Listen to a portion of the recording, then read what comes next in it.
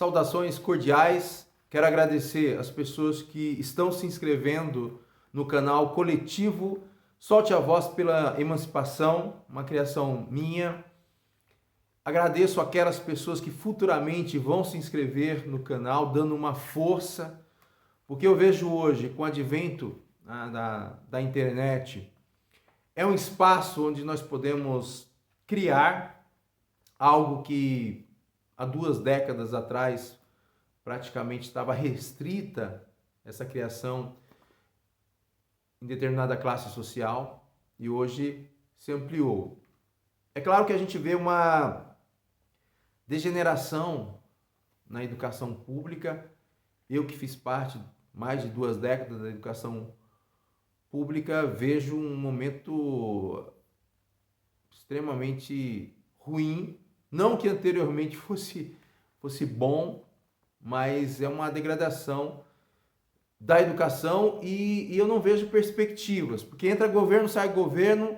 De fato, eles estão investindo muito, gastando muito. Você tem bibliotecas nas escolas, quadras belíssimas, as salas têm um espaço interessante, uma boa merenda, mas o conteúdo não consegue chegar dentro da sala de aula.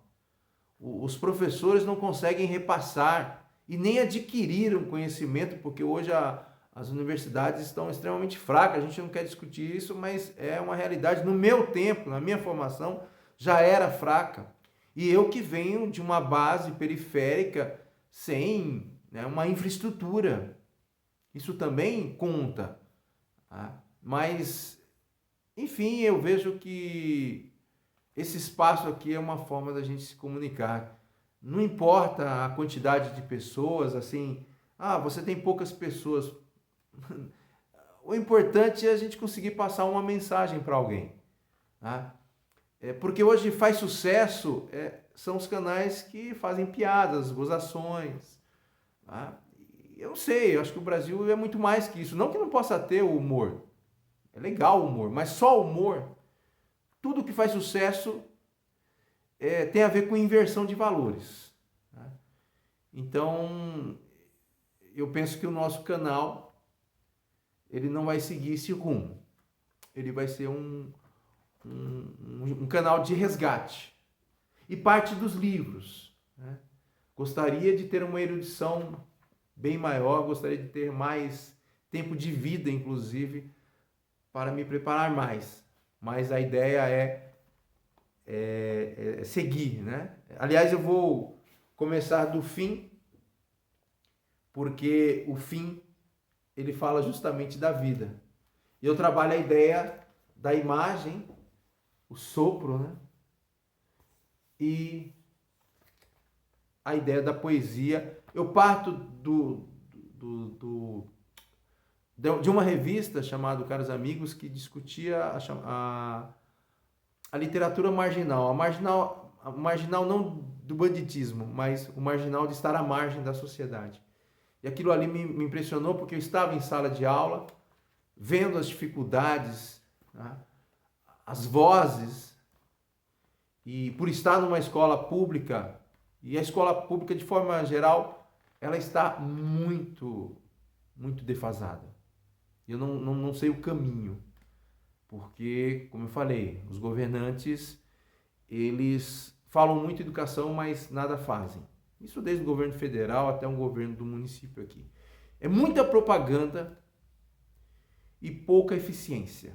Infraestrutura tem, mas eficiência é zero. Tá? E aí eu vou interrompendo e falando como constituiu isso aqui e tal. Tá? Eu começo da seguinte forma. Vida. Vida pode ser o dia de hoje. Vida pode ser a asa de uma ave ferida. Vida pode ser um coração dilacerado. Vida pode ser um ponto de luz no universo. Vida pode ser o último suspiro de um romântico. Vida pode ser o último desabrochar de uma rosa vermelha. Vida pode ser o seu respirar sobre o meu. Vida pode ser o seu olhar com imensa profundidade sobre o meu. Vida pode ser o palpitar do seu coração sobre o meu. Vida pode ser segundos de alegria de seus lábios contra os meus. Vida pode não se desfazer como a neve. Vida pode não ser tão bela. Vida pode proporcionar desilusões. Vida pode partir corações. Vida pode separar amores não correspondidos. Vida pode ser as alegrias perdidas.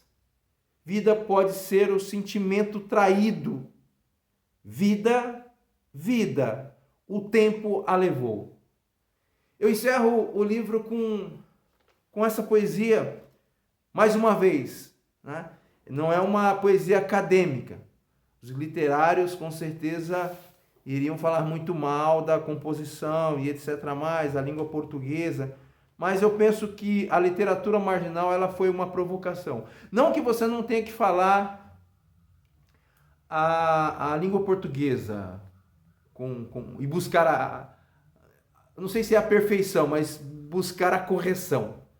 Porque o que existe na periferia, e eu estou fazendo esse programa no berço periférico do Parque Paraíso, ao qual eu faço parte, e como já falei, existem várias classes sociais em uma rua, e do portão para dentro você vai saber as chamadas classes, né? Vai entender essas classes.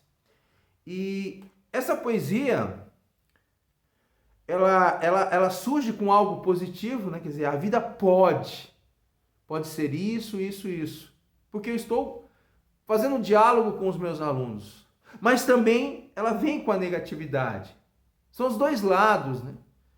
Você tem algo positivo e tem o algo negativo.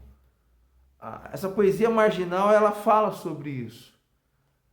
Mas também fala de, quando no final, vida, o tempo a levou. É a ideia de viver o presente, o momento. A gente fica muito preocupado com essa ideia de vencer na vida. Aliás, eu vi um camarada que tem aí na internet, o Eduardo Marinho, ele fala sobre isso, né? Pô, eu não quero crescer na vida como o sistema coloca, né? Porque essa ideia de crescer joga um irmão contra o outro, né? Ele faz essa reflexão, esse Eduardo Marinho. Mas ele teve uma bagagem, isso é interessante.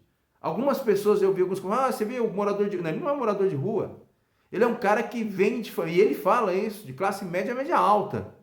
Ele teve bagagem educacional. Mas chega num determinado momento, ele rompe. Aí a ideia da poesia também, quer dizer, a vida pode isso. Chega um momento, ele volta. E o Eduardo Marinho, ele faz uma reflexão sobre isso, eu achei muito bacana a colocação dele, né? E essa poesia é justamente isso, viva o momento. Até porque a gente não sabe o amanhã. Quantas pessoas vão morrer justamente nesse momento que eu estou falando aqui, e que talvez não aproveitaram mais com os seus filhos, com os seus pais, com os seus irmãos, sei lá, com seus amigos, né? E eu falo isso, né? Em 2013, quando eu faço essa discussão, e 2013 foi um ano extremamente tumultuado, porque foi o ano em que teve as manifestações espontâneas, né, contra o aumento da passagem do ônibus, que desaguou na saída do Partido dos Trabalhadores, da Dilma. Nós temos que entender que aquele ano de 2013 foi um ano de divisor de águas, inclusive dessa chamada direita, né, que está hoje aí. Ela veio, está e vai ficar. Mas ela representa uma classe social, eu não tenho dúvida. E não é a classe que eu faço parte. Não é a classe aqui. Pode até ser que na minha rua tenha os adeptos da classe, da elite e tal, né? Aí você pode falar assim, mas você apoiou o Bolsonaro e tal. Sim, dentro da minha pequena literatura, eu percebi que tinha que fazer uma oposição a esse partido que ficou muito tempo no poder. E penso que hoje tenho que fazer uma outra leitura sobre esse governo que está no poder. Mas nós estamos numa situação problemática. Nós não temos opção. Eu sempre falo que o Brasil perdeu o Dr. Enéas, porque eu também me equivoquei com o Dr. Enéas, na minha juventude, aos 19 anos. Não consegui entender. Eu vim entender o Enéas depois dos 30 anos. Tá? Então, assim, nós fomos muito injustos. A minha geração, lógico, estava começando ali, mas a geração anterior foi muito injusta com ele. Agora, uma coisa que eu busquei dele foi essa questão da educação. Mesmo eu não tendo uma base educacional firme, de me expressar bem, de ter tido uma boa formação, eu ainda busco todos os dias isso. E é nesse sentido que eu, em sala de aula, estava falando.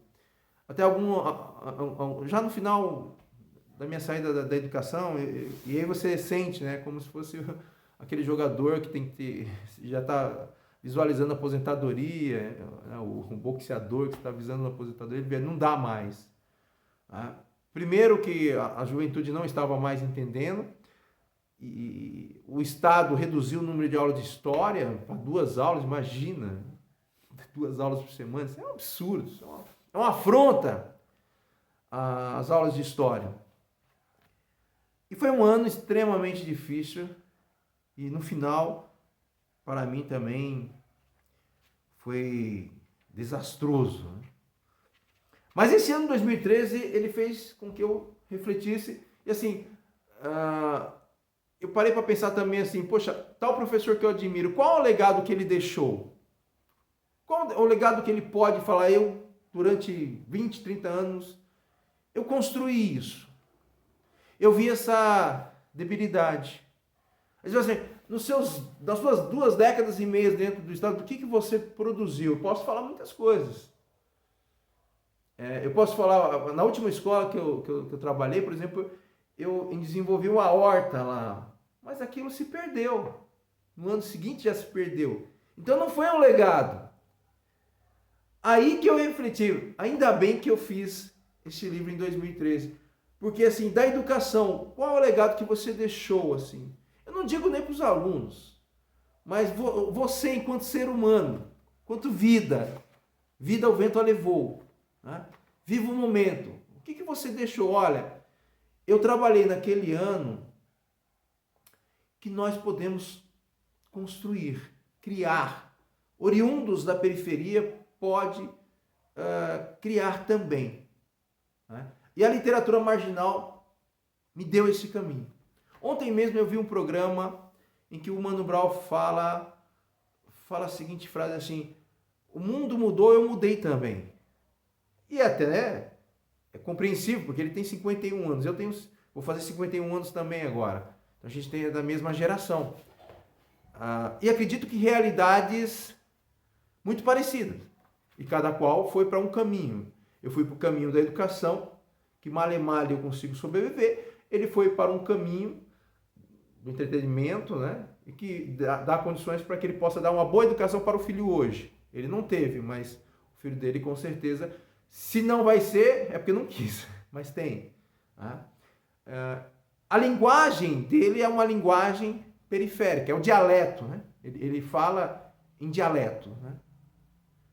E eu me preocupei mais com a ideia da língua portuguesa, mesmo eu não sendo um bom linguístico, né? Aliás, sou ruim, mas eu sei que eu sou e tento melhorar. E foi uma luta constante. Esse livro, ele nasce dentro de uma escola cheia de conflito, a Escola Sebastião de Moraes Cardoso, que eu trabalhei quase 10 anos. E nunca fui reconhecido na escola. Não que eu fizesse para isso, né? Mas eu acho que um dos grandes problemas que tem hoje, em todos os setores, mas vamos falar da educação, é o não reconhecimento de determinados trabalhos. Quer dizer, você passa 10 anos na escola, você é só um número, cara. Hoje, eu fui um número. Somos um número. Dia seguinte, as pessoas já esquecem de você, já tem um outro professor no seu caminho. E a escola trabalhou assim contra mim. A direção da escola não participou. A diretora da escola não participou. O coordenador lá da escola não participou do dia que eu lancei isso aqui. E eu lanço aqui o nome da escola, que eu estou trabalhando na escola e tal, Sebastião de Moraes. Jogaram contra, né? Eu sempre tive embate dentro das escolas e tal. E nessa escola foi um embate crucial. Essa escola fez 3 processos contra mim. Sabe por quê? Porque eu era diferente. E a gente vê que ser diferente nessa sociedade é ruim. E eu dizia o seguinte, cara, eu não sou diferente. Vocês que estão pensando iguais. Deem o direito do meu pensar contrário a tudo isso aí. Tá? Então, não... É a ideia do Raul Seixas, né? Que o Ed Mota falou mal do Raul, talvez, para ter os likes, né? É aquilo que eu falei da inversão de valores, pô. Eu prefiro ser essa metamorfose ambulante do que ter aquela velha opinião formada sobre tudo. Essa é uma frase linda do Raul, que o Ed Mota quis jogar na vala, mas a frase é muito forte, né? Ou mesmo aquela do Cazuza, né? A sua piscina está cheia de rato, as suas ideias não correspondem aos fatos, o tempo não para, né? Então eu encerro aqui, a vida, o tempo a levou. Então isso é educação, cultura, né? Cultuar, né? Eu vi uma entrevista, inclusive, da Marilene Chauí falar sobre isso, né? E a gente percebe que não tem o criar dentro da escola, você é impedido. Eu me lembro de um professor que falou, ele estava dando uma aula sobre John Paul Sartre e ele fala, olha, vocês não vão ser essência. A ideia do existencialismo, né? De Sartre, e o Sartre vai fazer essa discussão sobre essência e existência. Né? E ele fala, vocês não vão conseguir ter a essência.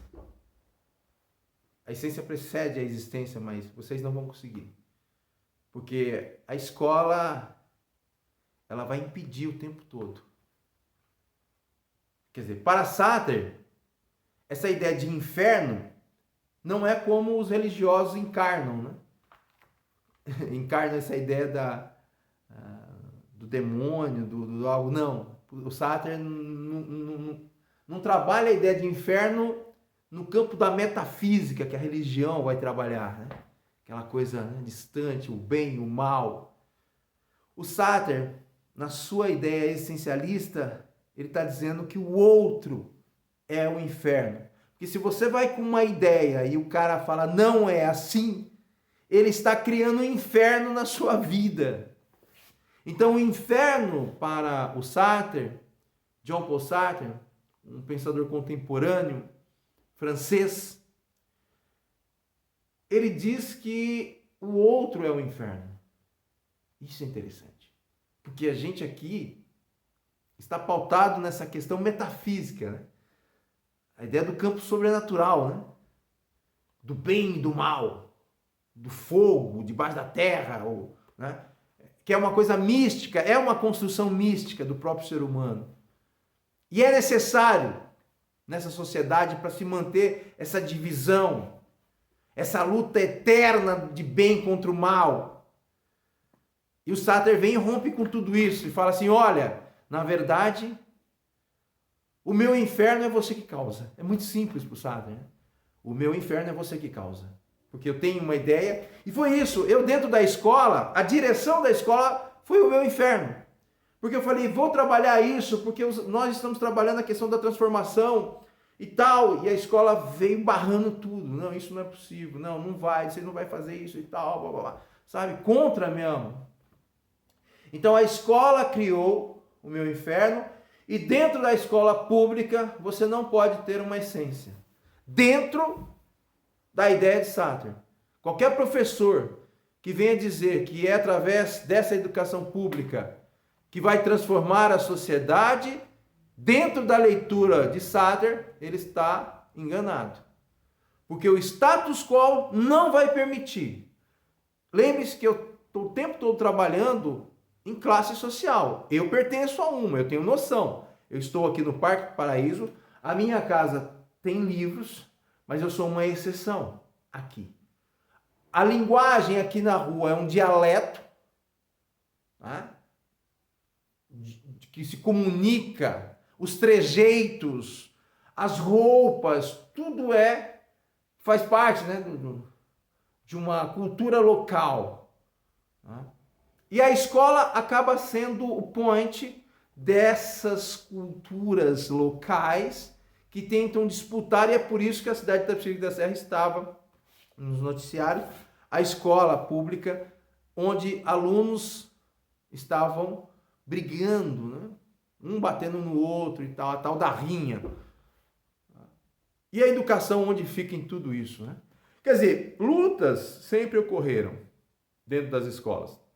Essa ideia de bullying e tal, isso é uma coisa recente, mas elas sempre ocorreram. No meu tempo, sempre ocorreu isso e tal. Mas eu acredito que tem uma conotação diferente de hoje. Tá? Esse livro, eu coloquei o nome de Sociedade dos Poetas Mal Vistos, de Itapecerica da Serra, porque existem os poetas bem vistos e eu nunca fui bem visto pelos poetas da cidade, até porque eu não sou um poeta, né? Eu não me vejo poeta. Eu simplesmente, num ano, eu conversando com os futuros poetas de Itapecerica da Serra, falei, vocês têm condições. Aí a ideia do positivo e negativo, né? Havia uma negatividade, e nisso o filósofo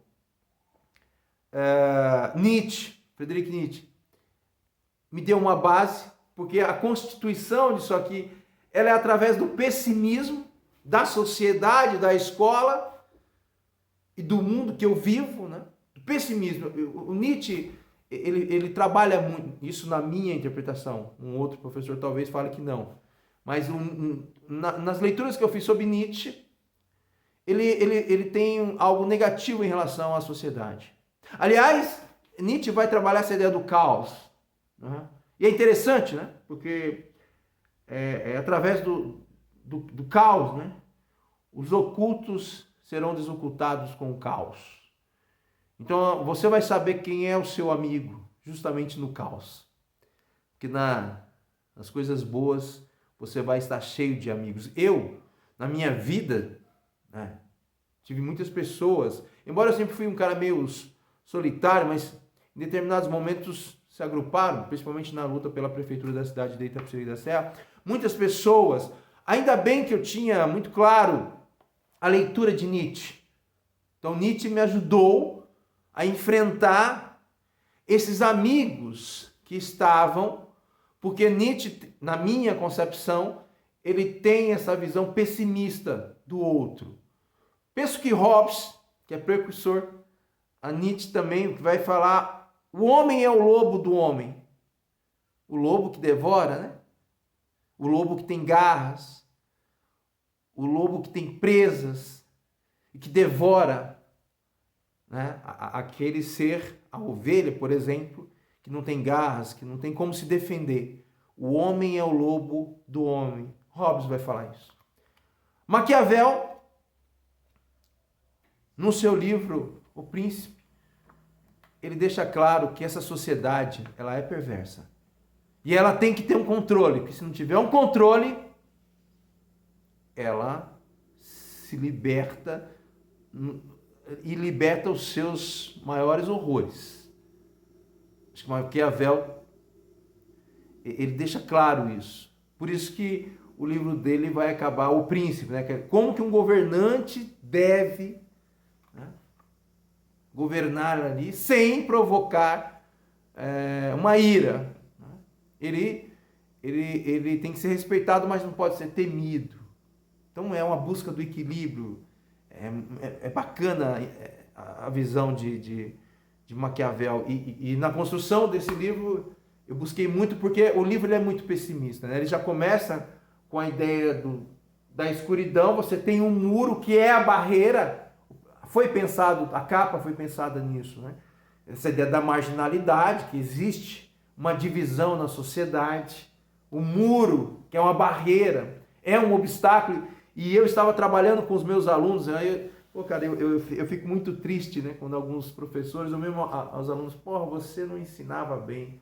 Claro que não, acho que também não vou falar que eu ensinava bem, mas eu tinha uma visão da história e de ensinar a história e não fui compreendido justamente pelaquela frase que eu já falei, quer dizer, eu não sou diferente, vocês que pensam todos iguais e tal. Vocês não me dão direito.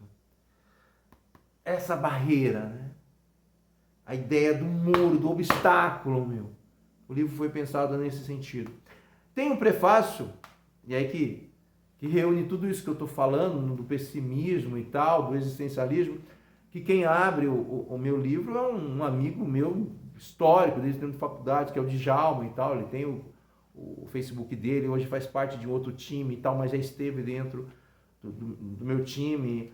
E tem muito a ver com essa coisa do Nietzsche, do Sartre, da essência, junto com o pessimismo, da amizade, o caos. É no caos que você vai ver quem são os seus. Eu não estou falando que a amizade ela tem que ser cheia de flores e bombons, etc. Não, ela tem seus embates, mas, cara, temos que superar tudo e manter, né? Não pode... Cara, assim, as convergências devem ser maiores que as divergências numa amizade. Mas isso faz parte do processo da vida, por isso que eu encerro. Vida, o tempo a levou. A ideia do negativo, positivo. Não é? E tem uma outra, tem algumas que eu falo justamente dessa, eu falo muito em rosa, né? Porque tem a ver com o espinho, né? Para você chegar na beleza da rosa, você passa por espinhos, né? E essa ideia de amizade, do caos, eu tenho eu fiz nesse sentido, conversando com os alunos, a gente estava discutindo essa questão da amizade, da inimizade, no choque de ideias. Espinhos de rosa. Rosas vermelhas, em pleno orvalho se faz. Rosa de sangue, motivada pela traição. Não são companheiros os que pregam a divisão. Rosas de espinho se faz presente. Não sucumbirão aos inimigos, e nem temerão diante deles, se faz necessário rogar o apelo. Batalha das rosas vermelhas, percorrem as veias, não temendo barreiras. Revolução dos cravos é o nome da resistência. Lutar contra os degredados é nossa missão. Enquanto houver vida, seguiremos adiante, respeitando os companheiros e enfrentando os traidores. Porque foi um momento de embate. Aquele ano de 2013 foi um ano de embate que eu venho de 2012, a traição. Então, assim, quando eu discuti em sala de aula que é possível criar, que é possível fazer, que é preciso modificar, eu venho com uma bagagem de otimismo, mas de pessimismo em relação ao outro. Então, Espinhos de Rosas vai falar sobre isso. E aquilo que eu estava explicando para os alunos, quer dizer, como vocês podem partir, de que ponto vocês podem partir para criar uma poesia, uma música, como vocês queiram chamar. Busquem em vocês algo que te provoca emoção, porque arte é aquilo que te provoca emoção. Eu aprendi isso na faculdade, no meu professor de artes. A gente estava discutindo, mas o que é arte? E eu perguntei para a professora, se não me engano, chamava Kátia, ela falou assim, eu perguntei, professor, o que é arte? Aí ela falou assim, olha, arte é tudo aquilo que te provoca emoção. Se te provocar emoção, é arte. Se você não se sente, né? Não é arte, então.